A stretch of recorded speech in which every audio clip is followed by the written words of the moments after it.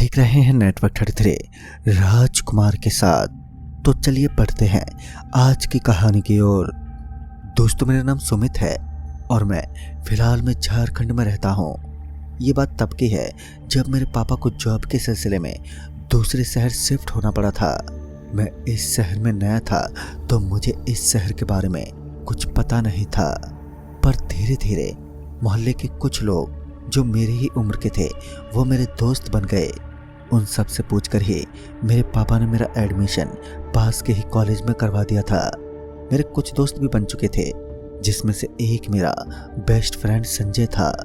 हम दोनों सब काम साथ ही करते थे और जब हमें पता चला कि हम दोनों का कॉलेज भी एक है तो हम दोनों बहुत ही ज़्यादा खुश हुए। आज मेरा कॉलेज में पहला दिन था तो मैंने संजय से कहा, भाई आज मेरा पहला दिन है, आज बस मुझे पूरा कॉलेज देखना है। जिस पर संजय मान गया और फिर हम दोनों पूरे कॉलेज के चक्कर काटने लगे। संजय ने मुझे कॉलेज का कोना कोना दिखाया, बस ऊपर के फ्लोर को छोड़कर, और फिर 2 घंटे लगातार घूमने के बाद हम दोनों कैंटीन में जाकर कुछ खाने लगे। जहाँ मैंने संजय से पूछा, भाई ऊपर वाले फ्लोर पर कब जा रहे हैं? जिस पर संजय ने मेरी बात को टालते हुए कुछ और बातें करने की कोशिश करने लगा। मैं भी अपनी बात पर अड़ गया और बार बार एक ही बात पूछने लगा, जिस पर उसने बताया कि इस कॉलेज के किसी भी इंसान को ऊपर के फ्लोर पर जाने की परमिशन नहीं है। मुझसे रहा नहीं गया और मैंने पूछ ही लिया, ऐसा क्यों? जिस पर संजय ने बताया कि वो ऊपर बहुत सालों पहले कुछ लड़कों ने मिलकर एक किसी का गला घोंटकर मार डाला और उस इंसिडेंट के बाद से ऊपर जो कोई भी जाता है उसे उस लड़की की रूह ने बड़े ही बेरहमी से मारकर नीचे फेंक दिया। संजय ने मुझे ये बताया और फिर अपनी जेब से रुमाल निकालकर अपने सर पर आए पसीनों को धीरे से पोंछने लगा। फिर मैंने पूछा कि ये बात यहाँ के प्रोफेसर ने कैसे मान ली कि ऊपर उसी लड़की की रूह ने सबको मारा है? जिस पर संजय ने झट से जवाब देते हुए कहा, एक बार एक प्रोफेसर ने इसे अंधविश्वास बताते हुए ऊपर गए थे और फिर थोड़ी देर बाद हमें उस प्रोफेसर की लाश कॉलेज के कोने कोने में बरामद हुई। इस इंसिडेंट के बाद से किसी में इतनी हिम्मत नहीं हुई कि वो उस रूम में जा सके। दोस्तों, इन सब को सुनने के बाद मैं भी दंग रह गया और फिर कॉलेज ख़त्म करके अपने घर आ गया।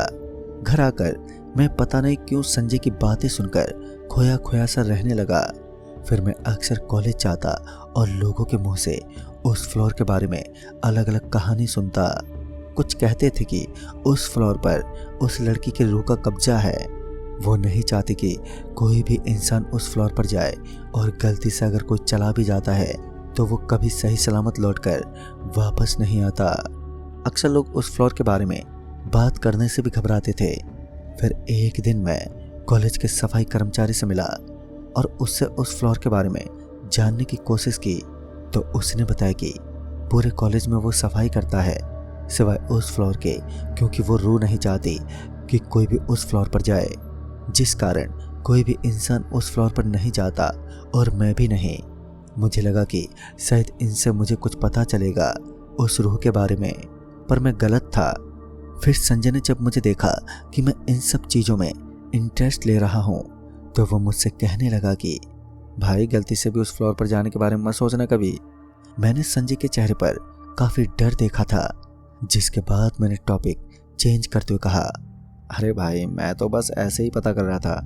जिसके बाद संजय ने कहा, तुझे जानना ही है तो एक बार कॉलेज के सिक्योरिटी गार्ड से मिल, वही तुझे सारी चीज़ अच्छे से बता पाएंगे।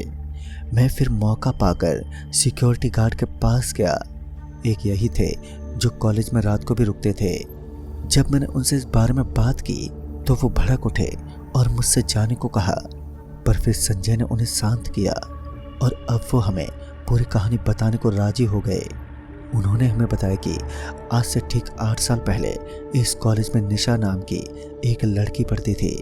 वो लड़की इस कॉलेज में सबसे सुंदर थी, जिस वजह से कुछ लड़कों ने निशा को धोखे से उस फ्लोर पर लेकर गए और बदतमीजी करने लगे। जब निशा ने चिल्लाने की कोशिश की तो उन्हीं में से एक लड़के ने निशा के मुंह में चाकू से वार करके उसे जान से मार दिया और उसे उसी फ्लोर पर जला दिया था। और दूसरे दिन जब वो लोग उस फ्लोर पर गए तो निशा की रूह ने उन सब की अंतड़ियों को निकाल दिया और उन्हें नीचे फील्ड में फेंक दिया, जिससे उन लोगों की भी मौत हो गई। आज भी जब कोई उस फ्लोर में जाता है तो निशा उसे भी जान से मार देती है और उनकी भी अंतड़ियां निकालकर उसे नीचे फेंक देती है। कॉलेज ने उससे निपटने के लिए कई बाबाओं को बुलाया, जिसके बाद उन बाबाओं ने ऊपर के दरवाजे में कुछ चीज बांध दी जिससे कि वो रूह किसी और को नुकसान न पहुंचा पाए। तब से लेकर आज तक सिर्फ एक प्रोफेसर ही थे जो अपनी जिद में आकर ऊपर चले गए थे, पर थोड़ी देर में ही उनके शरीर के टुकड़े कॉलेज के जगह जगह से मिले और उसके बाद से उस फ्लोर पर जाना सबके लिए मना है। आगे वो बताने लगे कि आज भी जब मैं यहाँ रात में रुकता हूँ तो मुझे उस फ्लोर से कई सारी आवाज़ें आती हैं, कभी रोने की तो कभी चिल्लाने की, पर मैं जानता हूँ कि एक बार मैं इसके झांसे में पड़ा तो फिर मेरी मौत निश्चित है। इतना बताते बताते उनके चेहरे पर डर साफ साफ झलकने लगा था।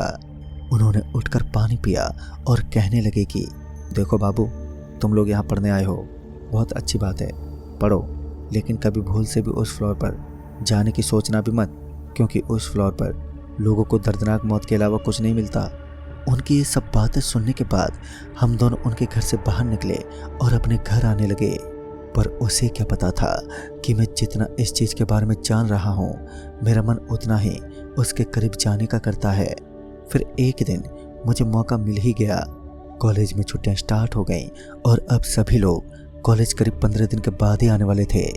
मैंने सोचा यही मौका है, एक बार देख कर आते हैं कि आखिर उस फ्लोर में क्या है। मैंने संजय से इस बारे में बात की, पर वो मेरी बात सुनकर मुझ पर भड़क उठा और आने से मना कर दिया। उसने मुझसे यह तक कह डाला कि अगर तू वहां गया तो मुझे भूल जा, पर मुझ पर भी जिद सवार थी तो मैंने भी गुस्से में कह दिया हाँ ठीक है। और फिर मैं एक रात कॉलेज में बाउंड्री को पार करके कॉलेज के अंदर दाखिल हो गया। मैंने आने के लिए रात का वक्त चुना था, क्योंकि दिन में लोगों से छुपकर आना बड़ा ही मुश्किल होता है। मैंने सिवाय संजय को छोड़कर किसी को भी नहीं बताया था कि मैं आज यहाँ पर आने वाला हूँ। मैं जब यहाँ पहुँचा तो ये जगह पूरी तरह सुनसान थी, रात का समय और अंदर रोशनी का एक कतरा भी नहीं था। मैंने तुरंत अपने टॉर्च को जलाया और उस बिल्डिंग में घुसने की कोशिश करने लगा। मैंने उस दिन सिक्योरिटी गार्ड के घर से चाबियों के गुच्छे से इस चाबी का छाप ले लिया था। जब वो पानी पीने गए थे तो फिर मैंने इस ताले की नकली चाबी बनवा ली थी, जिस वजह से मैं जल्दी ही इस बिल्डिंग में आ पहुंचा था और अब बस मुझे सीढ़ियों से उस फ्लोर पर जाना था। मैं आगे बढ़ा और सीढ़ियां चढ़ने लगा।